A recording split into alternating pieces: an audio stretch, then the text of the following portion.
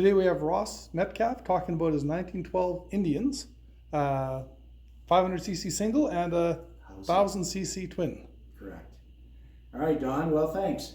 If you're looking at this one, this is the single. It's 500 cc's, and this is a 1912. And Indian in the 1912 era, most people remember the Indian red, but in this era they also made many motorcycles in blue, especially in the Canadian factory. That's right, Canadian factory. In 1912, Indian Motorcycle built a 4-story building in downtown Toronto on Mercer Street. I think it was like 14 Mercer Street.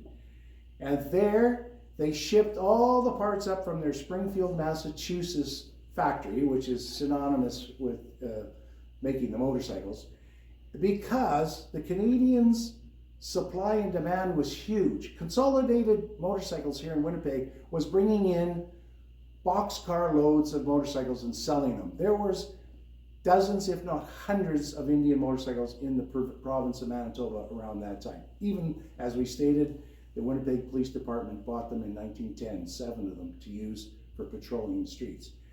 So this one is blue, and this came out of Saskatchewan originally.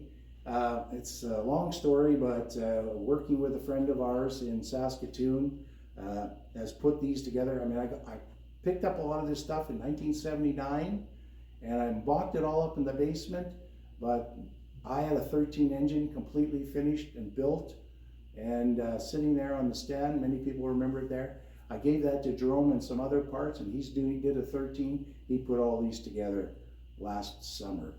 That would be the summer of 25. And so he and I picked them up last fall. Anyway, this 12 is painted blue, and Tom Wilcox, many Antique Motorcycle Club of Manitoba members will remember him as the guy that helped us with the Dunlop Trophy. Tom has one of the original 1912 board track racers that the factory built, and a racer in Toronto. Now, Joe Barrable, we always talk about Joe Barrable. Mark's in our club, the grandson. Joe Barrable went and was working for Indian, I think went to Toronto around 1912, because the factory was there, are you ready for this?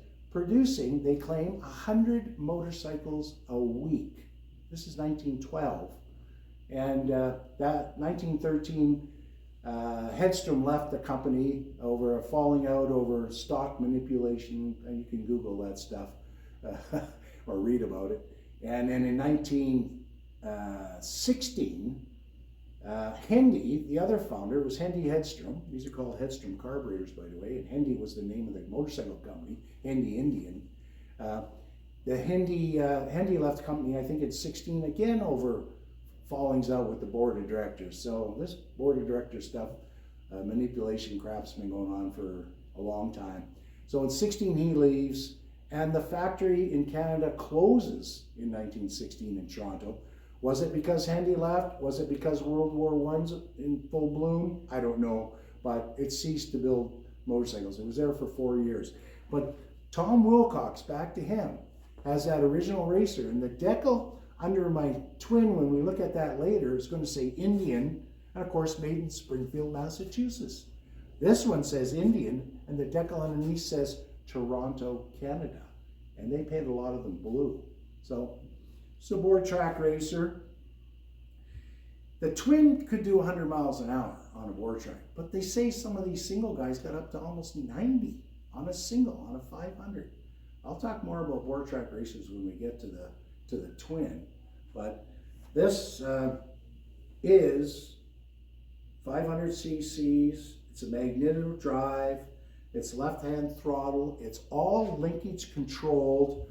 The left-hand throttle controls controls the gas, goes right to the carburetor. The right hand controls the linkages to the magneto, so it's like a manual spark advance. So your left-hand throttle, your right-hand spark advance, so you advance the magneto, the timing as you got the speed going. So in other words, if you're racing this and you just cranked it to the right and he cranked it to the left.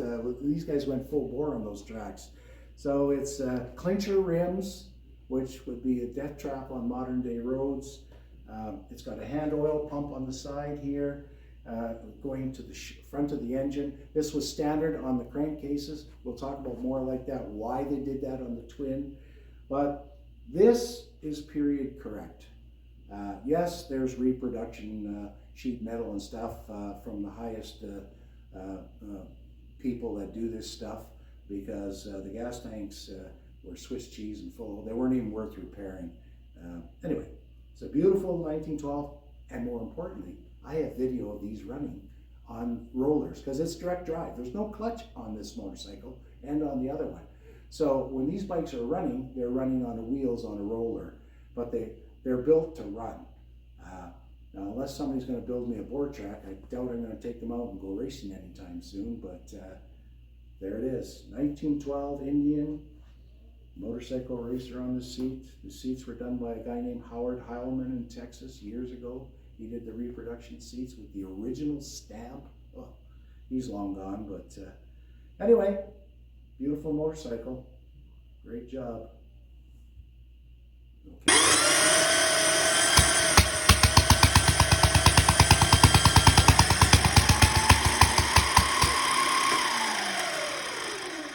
It runs.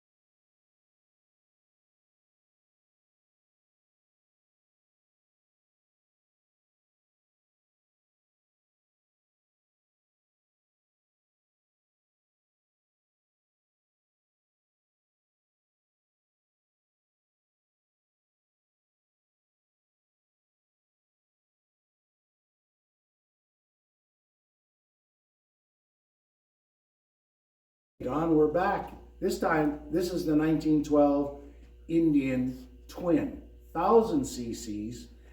This bike was in pieces when I got it in 1979 from Jim Bailey, longtime member of the Antique Motorcycle Club, joined us right in the early years, where Ziggy got his Indian 4, I think back. They used to go out for lunch on a regular basis.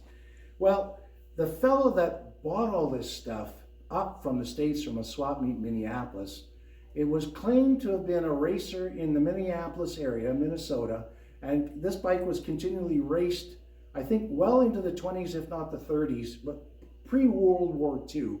And then, like many things, parked in sheds, fall apart, you know, things rusted away. Anyway, he got all this stuff and knew I was into old bikes, offered it to me for a sum in 1979 that I couldn't afford, because I had a new house and a new wife and da-da-da-da, and I just couldn't afford it. And Jim Bailey told me one day, he says, I got all these car parts that guy needs and I paid next to nothing for them.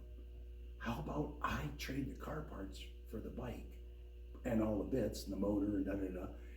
Would you give me this for it? And I went, yeah, because that was more reasonable. So I bought it in 79 and then spent the next 40 years collecting all the bits and pieces that were missing.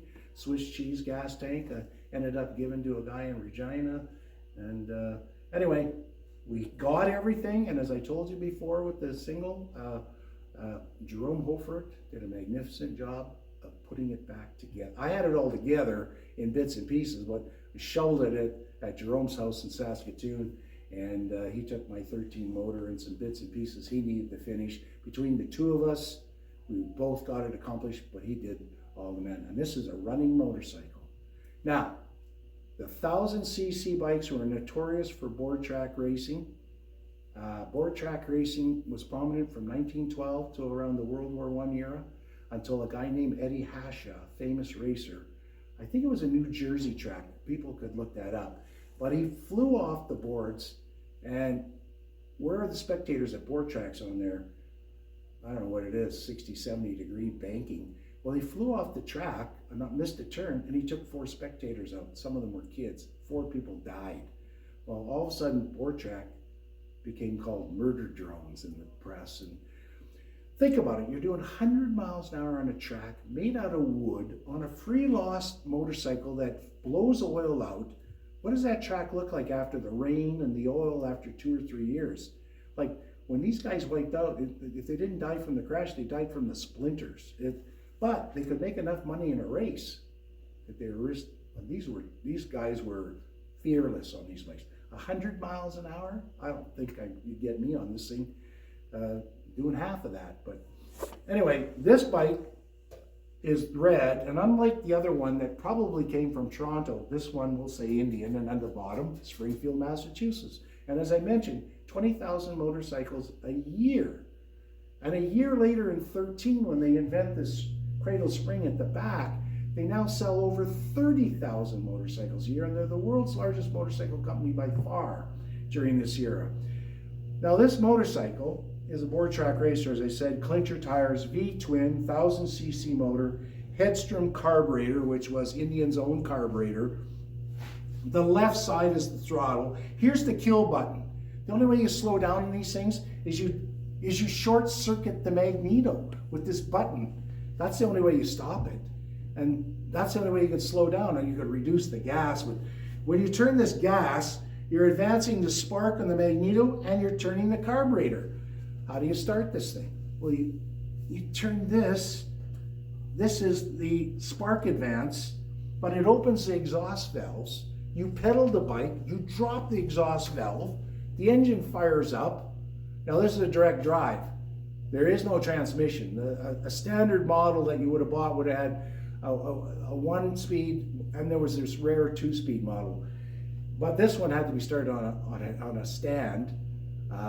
Nowadays, this bike was tested, run on rollers because it had to be started. There's nobody's good. You pedal, you die. An old guy like me would have a heart attack if I had to pedal it now.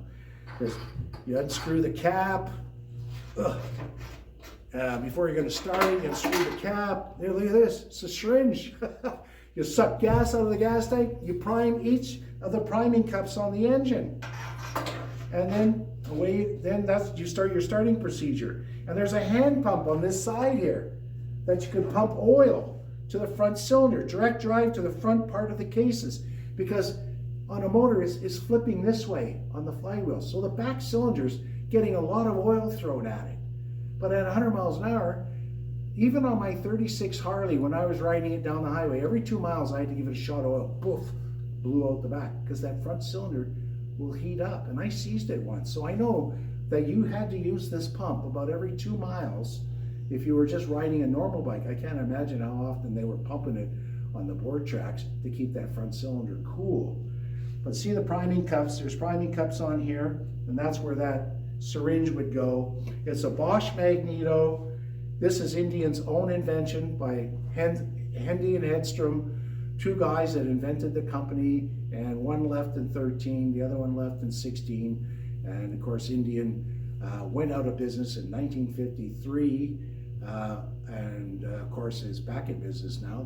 You just have to go down the street and see my friend Mitch Ruth and his Indian dealership, and Polaris bought Indian and put them back in business. But this was the heyday. This was the 20,000 bikes a year, the heyday of board track racing. And what you got here is a pair of board track racers. Awesome. Thank you very much, Ross. All right, good. Very interesting. The Hendy rims, I have a question. Yeah. What is a Hendy rim, like, for the people Hendy that don't rim? know? Like It's a clincher rim. A clincher rim, sorry, Okay, yeah. when you look at the tire comes around like a horseshoe and then comes in and curves up. There's a lip on each side of a tire. Right. And there's a ridge all along the inside of the rim. I don't have one to show you. Yeah. So the tire has to fit in and clip under well, the point is, when guys go on cannonballs and these cannonball runs in the teens and that sort of thing, they've changed over to more modern wheels, because the clincher tire doing tight turns and things can flip out. It's not a safe So tire. the bead is not as... The bead is not as strong as a modern tire. Gotcha.